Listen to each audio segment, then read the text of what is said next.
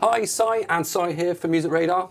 Today we are checking out Arturia's brand new PolyBrute 12. PolyBrute 12, yeah. Nice quick maths for the hands there. PolyBrute 12, which is kind of self-explanatory. It's a update to Arturia's flagship PolyBrute synth, but here with expanded to 12 voices. Mm-hmm. And it looks a lot different to the original It looks different. Most of what's going on is kind of the same though. Yeah. So let's do a quick recap. So Okay. PolyBrute arrived in, I think, late 2020, off the top of my head, around that time. So PolyBrute was the flagship to Arturia's hardware Brute synth range. And obviously, as the name suggests, it is a polysynth. Mm-hmm. So we reviewed the original PolyBrute back then. We'll put a link to the original review in the description here. Yeah. We're not going to recap too much of this because actually quite a lot of what is going on here is kind of the same. We're going to focus on the differences, Yeah, the but new bits. I'll give you a very, very quick Yeah. recap on what made PolyBrute interesting and what. So when we reviewed it, we really liked the original. Yeah. What makes it quite interesting is it's a nice mixture of analog and digital technology. So the synth engine itself is mostly analog, but you've got kind of digital effects, digital modulation, and things like that. Yeah. You've got two oscillators and a sub per voice. This really nice little dual layer filter setup. Yeah. So you've got a Steiner Parker and ladder filter. Mm-hmm. You can have those in series or parallel, kind of route different oscillators to them nicely. But the thing that makes the PolyBrute really interesting is its morphable sound engine and the kind of emphasis it puts on expression. Yeah. So what I like about PolyBrute is, so as we've mentioned in these videos before, I am, to put it mildly, not an amazing keys player. I love a good synthesizer, love making kind of sound design.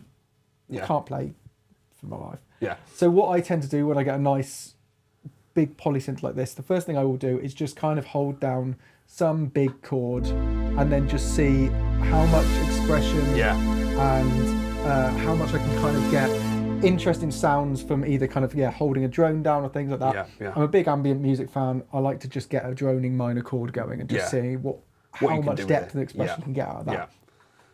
That is the PolyBrute is a synth that holds up really well to that kind of test. Yeah. So what you've got is this morphing sound engine. Mm-hmm. What that means basically is that you've got this morph dial here.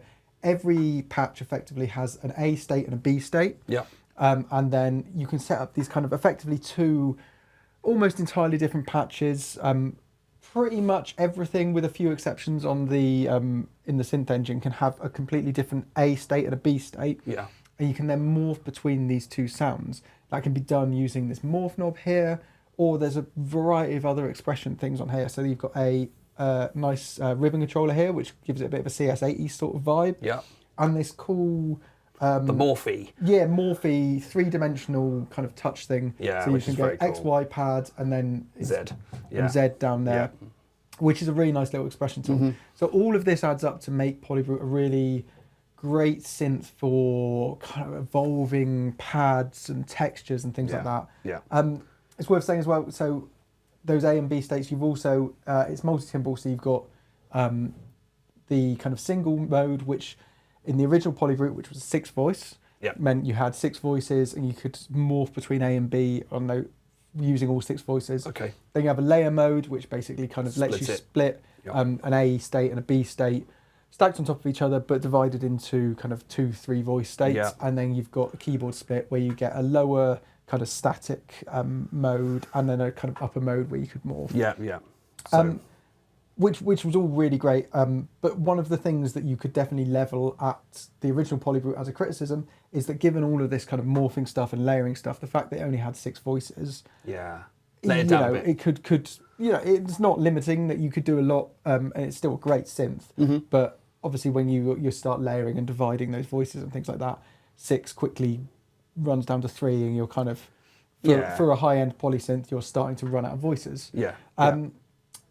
It's worth mentioning quickly that there's a few things that Arturia have brought to the PolyBrute since we did our original review in kind of firmware updates. Yeah. The most interesting being, so one of the things that we really liked originally on the PolyBrute is that it's got this nice stereo width control here, and what that can do is spread the sound out to create kind of stereo image, interesting stereo image things. What in a firmware update, you've got a new stereo layer function. So what that basically means is that like the layers where you're kind of dividing the voices, you can now divide those across the left and right channel. Okay. Which does some cool stereo things. Kind of feels a bit of a response to what UDO do with their bitemporal things. It's not quite the same kind of level of flexibility as that, but it sort of feels like. But realizing that sounds really cool, and let's try it ourselves. Yeah, kind of in that ballpark. Yeah. So yeah, which brings us on to the PolyBrute 12. Yes. So for obvious reasons, having 12 voices rather than 6 brings a lot of benefits. It means obviously in those layer modes, you can effectively layer 2 full original PolyBrutes on top of each other. Yeah. You've got all of this kind of extra depth and complexity for those really complicated sounds. There's design-wise, the actual sound engine and interface, there's really not a lot that's different. It's basically that same PolyBrute engine, but with the extra voices. You'll notice that the hardware looks quite a bit different. So much so that I am actually falling in love with it, I think. Yeah, now. I mean, so the first thing you'll notice obviously is this new kind of cream colorway. A bit Oberheimy. Yeah, it might be divisive for some people. I think all of us really like it. Yeah. I quite like the fact that it's design-wise, PolyBrute is quite a modern-looking synth, but this kind of cream and wood, which we're trying to work out whether this is real wood or because we reviewed the Astrolab recently, didn't we? Which definitely wasn't real wood. Yeah, and this doesn't look like it's got the same sort of printed quality. No. So I feel like that's the real deal. Either way, the kind of the woods and cream thing gives this a sort of nice vintage feel. Sort of teal style. Yeah, which I think kind of is nicely offsets the kind of the modulation, the modern looking modulation matrix and stuff like that. I'm sure people will find it as so divisive that they'll be crying out for a noir issue. Which I mean, Arturia have a kind of habit of bringing out these various different sort colours. of noir, black noir designs and various other colorways for synths. So I'm sure there probably will be something down the road. But personally, I really like it. Good choice, yeah. Obviously, there's a few practical changes to the hardware, bearing in mind that there's these additional voices. Yeah. So the additional voice cards are essentially stacked on top of each other inside the synth, which means actually this is quite a bit taller. It's a proper chunky thing, It's proper chunky. It's also, as I discovered when carrying up the stairs to the studio, a lot heavier. Almost back-breaking. Yeah, almost crippling. I'm going to have some more physio sessions after doing that. Yeah, it's almost a two-person job getting out of the box. We probably should have established that before I carried it up the stairs. You also have these vents along the back here. So what that's basically, because now you've got those increased voice cards inside, it's creating a lot more heat. So these are basically kind of dissipating the internal heat. Yeah. So we really like the look of it. Yeah. And as we've said, those extra kind of doubled amount of voices brings a lot more depth. To the size, as well as the sound. To the size and the sound, yeah. So as I mentioned at the beginning, one of the things we really liked about the original PolyBrute is this kind of emphasis on expression, with the ribbon controller, the Morphe thing. What I really like about the PolyBrute 12 is the fact that Arturia have effectively doubled down on that. And what they've done that with is this new keybed here. Okay. And the functionality that brings. So the original PolyBrute had aftertouch velocity and aftertouch sensitive keys. Yeah. So just to be very basic for a minute, aftertouch being, so if you you hold your fingers down, aftertouch is the expression you get from pushing them a bit further. Pushing them a bit further. So being able to add a bit of an expression after you've done that initial touching of the keys. Yeah. The original PolyBrute had aftertouch, but monophonic aftertouch. So this brings, let me find, there's a patch here, I think, which is quite nice to demonstrate the differences here. So this last note aftertouch patch. So mono aftertouch, so say I hold down a simple chord here, mono aftertouch means we can apply expression, but me doing that, pressing that whole pressure there, it kind of applies it to all of the voices at once. Yeah. Polyphonic aftertouch, which is something that's been added here and is quite common on a lot of high-end synths and controllers these days, basically means that we can do that expression but on a per note basis. So you can kind of hear me. Yeah, one at a time. Yeah, kind of doing that to individual notes. As I said, that's kind of not an uncommon feature, but it's a really nice addition here. Yeah, good improvement. But what is particularly interesting is that Arturia have got this kind of Effectively their kind of new technology, or at least their new spin on aftertouch that they've added here, which they're calling FullTouch aftertouch. Okay. And that's so if we press this and go into these alt modes here. Yeah. I'm going to give, actually, let's put this onto a different preset because there's a nice preset here that shows the difference to this. It's Celestial Spark one. So this is a mono preset. If you just, with quite a lot of stuff going on. Oh yeah. Yeah, so it's basic monophonic sound, but quite a lot of stuff going on. This is quite nice to demonstrate what's going on with these FullTouch, aftertouch modes. Yeah. So if we go, in this alt mode here, you can see there's 3 different aftertouch modes: FullTouch envelope and aftertouch, FullTouch aftertouch, and FullTouch aftertouch and Z, which is the down on the morph thing. Yeah. Okay. So the FullTouch aftertouch, the best way to demonstrate this is if I turn off all velocity and the attack on these envelopes. So with normal aftertouch, when you kind of depress a key on the keyboard, you're pressing the key and then you hit the aftertouch at the bottom.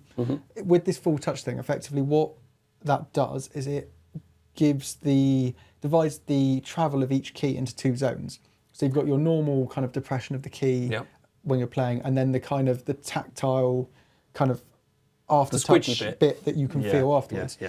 With this FullTouch thing, effectively, as soon as I touch a note, I'm triggering the note, so you basically then have the travel of the key. So this is this is like the Osmos style thing. So tracks that whole travel of the key. Yeah, Osmos being a kind of sort of controller-based synth from Express V, another French brand, which we've reviewed a while ago. And it's a very kind of similar type of thing. So as you can hear, as soon as I'm pressing that, I'm triggering the note, and then I've got the full travel of that key as the aftertouch. So that's in the kind of the FullTouch aftertouch mode. Then obviously you've got FullTouch aftertouch plus Z, and Z being the kind of downward modulation routing from this. So that then gives us basically, again, we've kind of got the full range of the key as aftertouch, and then you've got that bottom additional aftertouch, which you can then use to route something different. By far the most interesting of these modes is this first FullTouch envelope. Okay. So this it's quite strange to get your head around without actually playing it. Okay. So obviously the synth envelopes, as I'm sure most people realise watching this, an envelope generator controls the modulation of things like the amp and the filter. With different stages like attack, decay, sustain, release. That's all pretty standard. What this does is effectively turns that aftertouch, that kind of full range first bit of aftertouch, into your modulation envelopes for the amp and the filter. Okay. Which then works in conjunction with these envelopes. So it gives you kind of double levels of expression. So in that mode, you can see that now it's not kind of triggering the note straight away if I press this gently. Instead, if I press that like that, so you can kind of hear basically what I'm doing there is controlling I'm controlling a slow attack. Oh wow, and decay that's nice. by using the keys. And then this kind of works in, we can use these standard envelope controls to kind of adjust the response of that. Like I said, it's quite, the way these two interact together is quite difficult to get your head around just talking about it. And it's something that, something that is definitely worth kind of, if you're interested in this, get hands-on with and try. Honestly, I really, really like the way this has been implemented. It makes it really expressive. So the velocity in these modes, you can kind of see on this display here, what that kind of does is then adds like a little initial percussive bit to those, to that envelope expression. So you almost get 2 peaks there. But it makes it really, really expressive to play. So you can just explore much more with just, if you do get hands-on with this, the first preset here, which is called the opening, which is the first one that comes on when you open up PolyBrute, boot up PolyBrute 12, is probably the best one to play around with and just experiment. And I really like it because you just get so much expression just from... Yeah. Very similar sounding brassy patch, isn't it? Yeah, gorgeous sound, but also Yeah. it's really impressive how expressive you can just get with the keyboard now. And honestly, I think for me, it's one of the nicest and most interesting applications of aftertouch I've seen on a synth. A couple of extra things to note on that. So Arturia refer to this keyboard as being MPE, and it kind of is MPE, but not necessarily in the way that you might think of it. I was going to ask you how that translates onto the MPE. So MPE, as you would normally know it from something like a C board or things, the way you can kind of drift with pitch from one note to another, which obviously this being a traditional keyboard, you can't really do that, but you can route those 2 zones of aftertouch as like slide and pressure. So it is sending out MPE messages, but like just not necessarily in the way that you might assume from something like a Roly C board or something. No, sure. So let's talk quickly. We're going to say the one thing we don't like is... Only thing I don't like is the way that the presets have been arranged, this is a really minor thing because Arturia do have a PolyBrute Connect app which you can use as librarian. Also, you can do some nice things, like you can hold this down to it will display different and you can types. See how scattered they are around that grid. The only thing I don't like about the arrangement of the presets basically is that Arturia have kind of scattered, sequences and pads and leads and things throughout the whole list, which I think the idea being that you browse through and it inspires you don't know what you're getting. Personally, I just like it when a synth has like all of your bases in one chunks thing together, all of your pads, so it makes it easy to browse through. Arturia have also, there's a lot of new presets here to make use of that aftertouch and the extra voices, which are all kind of scattered amongst this. And personally, I kind of would have liked it if they were all in one place. I get it. Again, that's a really minor criticism. Okay, so let's talk price. The price. So, kind of unsurprisingly, this is not a cheap synthesizer. Like the original is, I think, retailing in the UK for about 2,500. We're looking at around the 4,400 mark, I think. So not double, but not far off. So which is putting this in real top end realms. It's I'm not saying it's not worth it because this is a really nice and very high quality synthesizer with some really good, a lot of voices, a lot of technology on it. That is, putting that above things like the Super Gemini, Video Super Gemini, above, or at least kind of in a similar ballpark to Sequential's Prophet 10, the kind of sort of stack 10 voice thing. So there is a lot of competition up there. It's you're not quite talking Moog 1 levels of price, but it is not a cheap instrument. It's their flagship. It's worth saying as well, obviously we have kind of dwelled on pads and sort of ambient-y things here because it leans really nicely into those sort of morphing sounds. You can obviously do a lot more with that. I really like the way the aftertouch interacts with the arpeggiator and sequencer on here because you can kind of do some really cool, interesting sequences where you're putting expression on different notes, and obviously you can do basses, you can do leads, you can do everything. And it's, so if you're looking for a synthesizer that can do everything, it's certainly up there with the best. Absolutely, and we're going to do some demos in a minute, and you'll be able to hear some of the cool things. We're going to get one of our colleagues who can actually play much better than me. I'm definitely going to get him to play. Adam, you're going to play presets. Party Drop, which, as is, you can just play us out. You know what I mean? Anyway, okay, so that's PolyBrute 12 in a bit of a nutshell. Thanks for that, Si. Adam's going to play us out with some more demos. Don't forget to like and subscribe, and put any comments down if you agree with us or not.